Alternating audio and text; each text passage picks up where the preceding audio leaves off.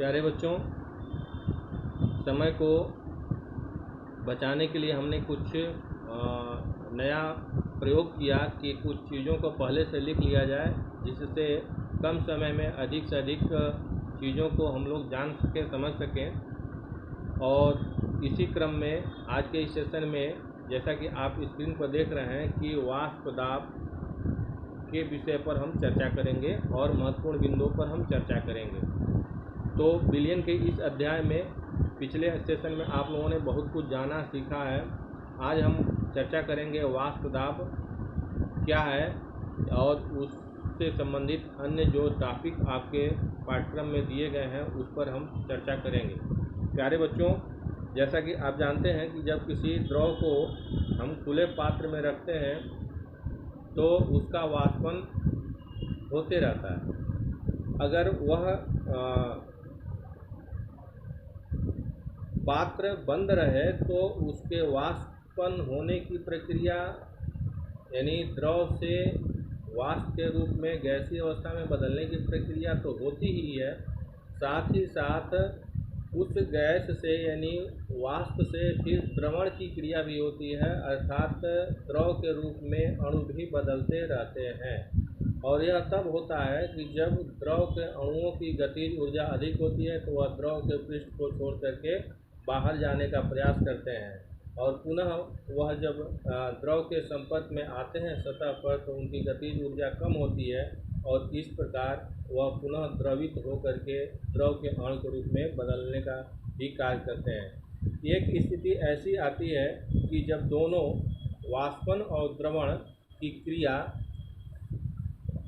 एक समान दर से होने लगती है, उस स्थिति को हम साम्य की अवस्था कहते हैं, साम्यावस्था कहते हैं। तो जैसा कि आप स्क्रीन पर देख रहे हैं कि द्रव से वाष्पन जब होता है तो वाष्प बनता है, और वाष्प से जब द्रवण जब हो रहा है तो उससे द्रव बन रहा है। दोनों प्रक्रियाएं एक साथ चल रही हैं, और इस साम्य की अवस्था में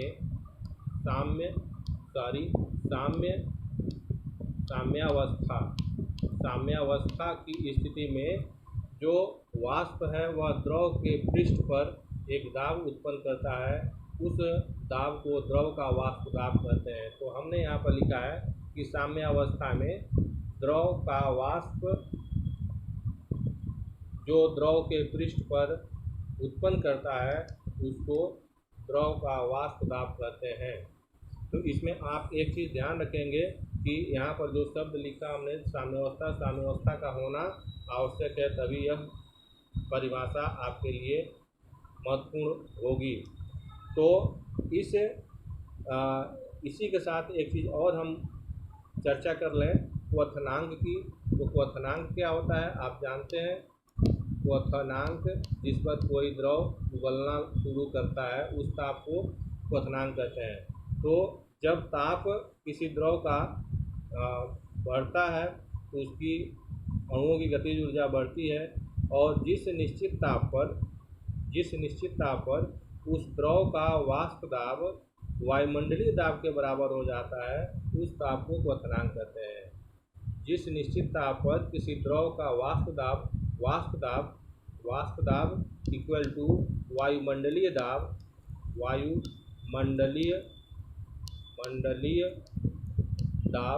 तो यह अवस्था साम्यावस्था कहलाती है। यह ताप क्वथनांक कहलाता है। अब हम बात करेंगे कि द्रव में जब किसी विलय को मिलाया जाता है तो दो स्थिति हो सकती है, या तो द्रव में द्रव मिलाया जाए, या द्रव में गैस मिलाया जाए, या द्रव में ठोस मिलाया जाए। इन दोनों स्थितियों में द्रव में गैस की विलेयता पर हम लोग पिछले सेशन में चर्चा कर चुके हैं। द्रव में द्रव मिलाने पर या द्रव में ठोस मिलाने पर इन दो निकायों के ऊपर हम चर्चा आज के सेशन में करेंगे। तो द्रव में द्रव मिलाया जाता है, अर्थात दोनों वाष्पशील पदार्थ हैं, यानी विलेय भी और विलायक भी। तो जब दोनों पदार्थ, यहाँ पर एक चीज़ और हमने लिखा है कि यहाँ द्विअंगी विलयन का मतलब है कि ऐसा विलयन जिसमें दो अवयव हैं, और दोनों अवयव अगर वोल्टाइल हैं, अर्थात वाष्पशील हैं उस स्थिति के लिए हम यहाँ पर चर्चा करेंगे।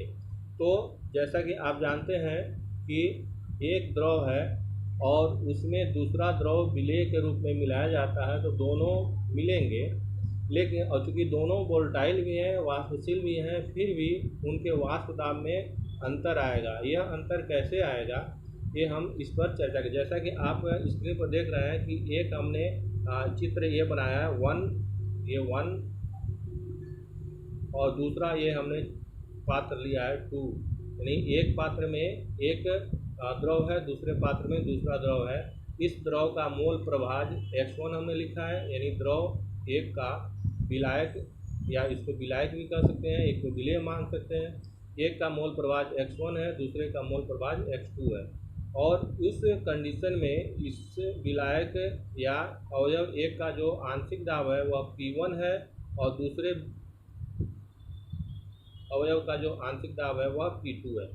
अब इसको दोनों को आपस में जब मिलाया जाएगा तो इसका तो आंशिक दाब कुछ और है, इसका आंशिक दाब कुछ और है, या इसका मोल प्रभाज इसके मोल प्रभाज से भिन्न है। इस स्थिति में इसका वाष्प दाब अलग होगा, इसका वाष्प दाब अलग होगा, भले दोनों वाष्पशील है। जब दोनों को मिलाते हैं तो एक हमारा जो दूसरा जो विलयन तैयार होता है उसमें दोनों अवयवों के अणु मिले होते हैं। अब इसमें से जिसका कम होगा वह कम वाष्प दाब होगा उत्पन्न करेगा, जिसका अधिक वाष्प दाब है वह ज़्यादा वाष्प दाब उत्पन्न करेगा। तो इस तरीके से हम इसको समझ सकते हैं। और जब इसकी बात करते हैं तो एक डाल्टन का नियम है कि द्रवों का कुल दाब गैस का या द्रव का कुल दाब उसके आंशिक दाब के बराबर आंशिक दाब के योग के बराबर होता है। तो अगर Pt को हम अगर टोटल दाब मानते हैं और P1 को आंशिक दाब किसी एक अवयव का और P2 का है किसी दूसरे अवयव का आंशिक दाब, तो दोनों का योग Pt = P1 + P2 होगा। ये चीज़ आपको ध्यान रखना है। फिर इसी से संबंधित एक नियम आता है, उसको हम कहते हैं राउल्ट का नियम। और राउल्ट का नियम ये कहता है कि जैसा कि आप स्क्रीन पर देख रहे हैं, वाष्पशील द्रवों के विलयन में, यहाँ पर लिखा हमने, वाष्पशील द्रवों के विलयन में प्रत्येक द्रव का आंशिक दाब उनके मोल प्रभाज के अनुक्रमानुपाती होता है। प्रत्येक अवयव का आंशिक दाब उनके मोल प्रभाज के अनुक्रमानुपाती होता है। तो ये राउल्ट का नियम कहता है। अब इस नियम पर अगर हम बात करें तो यहाँ पर हमने लिखा है कि P1 अनुक्रमानुपाती x1, P1 अवयव एक का आंशिक दाब है, x1 अवयव एक का मोल प्रभाज है। तो इसको हमने राउल्ट के नियम से गणितीय रूप में हमने लिख दिया P1 अनुक्रमानुपाती x1 या P1 = P10 x1। जब हम किसी अनुक्रमानुपाती या समानुपाती का चिन्ह हटाते हैं तो वहाँ पर एक स्थिरांक आ जाता है, और इस स्थिरांक को हमने लिख दिया P10। और यह P10 क्या है कि जब शुद्ध अवयव था बिना विलयन के, उस स्थिति में इसका शुद्ध आंशिक दाब है, ये स्थिरांक है।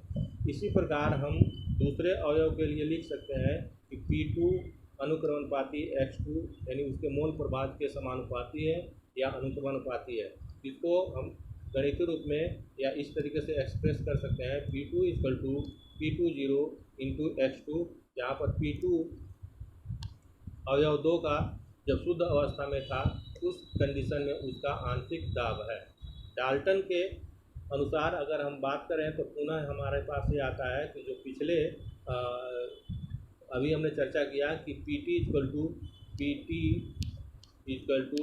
P1 + P2 ये सूत्र है। तो इस सूत्र में अगर ये हम मान रखें तो ये हम इस तरीके से प्राप्त करते हैं Pt = P10 x1 + P20 x2।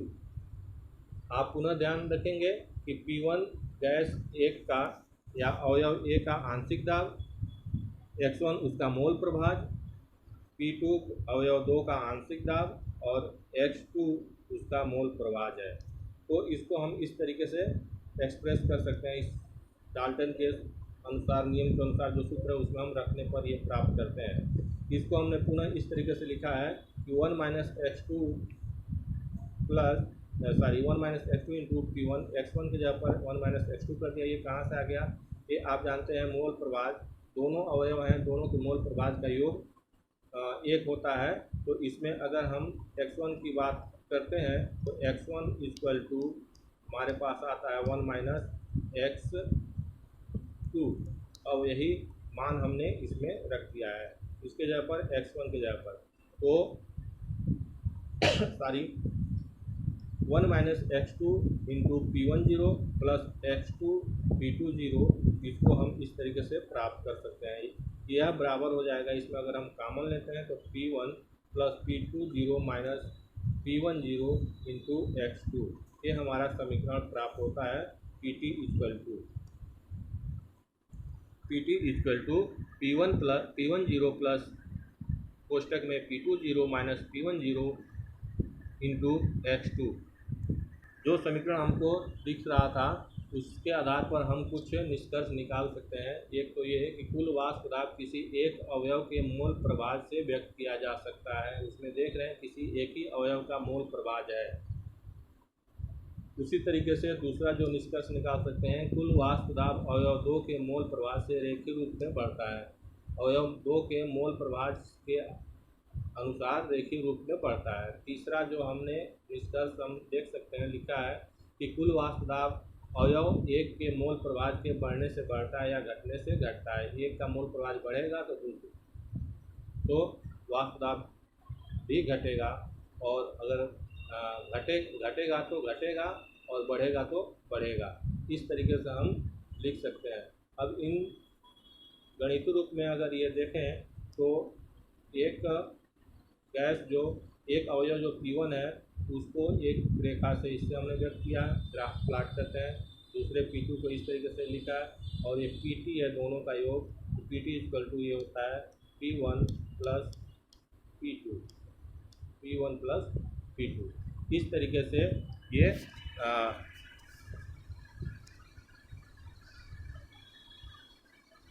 जो निष्कर्ष था तीनों के, उसके आधार पर हम इसकी चर्चा। आप ध्यान दीजिए कि दो नियम, एक तो पिछला सेशन में हम लोगों ने चर्चा किया था कि हेनरी का नियम में हमने लिखा था P equal to KH into x, जहाँ पर KH हेनरी स्थिरांक था। और अभी जो राउल्ट का नियम था, राउल्ट के नियम में था कि द्रव का आंशिक दाब उसके मोल प्रभाज के अनुक्रमानुपाती होता है। और यहाँ पर भी वही स्थिति है। दोनों अगर समीकरण की हम तुलना करते हैं तो इसमें हम देखते हैं कि P0, ये P0 P10 यहाँ पर KH के बराबर है। दोनों एक जैसे समीकरण हैं, दोनों में हम तुलना करें तो हमको ये प्राप्त होता है KH इक्वल टू P10। इसका मतलब यह है कि जब P10 राउल्ट के नियम से और हेनरी के नियम से KH हेनरी स्थिरांक दोनों आपस में बराबर हो जाते हैं, उस स्थिति में राउल्ट का नियम हेनरी के नियम का स्पेशल केस होता है।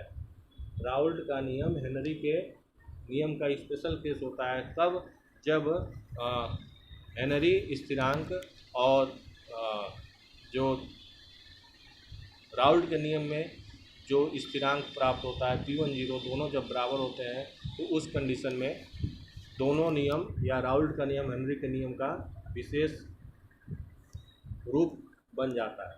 तो आज के इस सेशन में बस हम इतना चर्चा करेंगे, फिर अगले सेशन में हम बात करेंगे अगले टॉपिक पर। तब तक के लिए आप इसका अध्ययन करें, चैनल को अधिक से अधिक लाइक करें, सब्सक्राइब करें और दोस्तों के साथ इसका शेयर करें।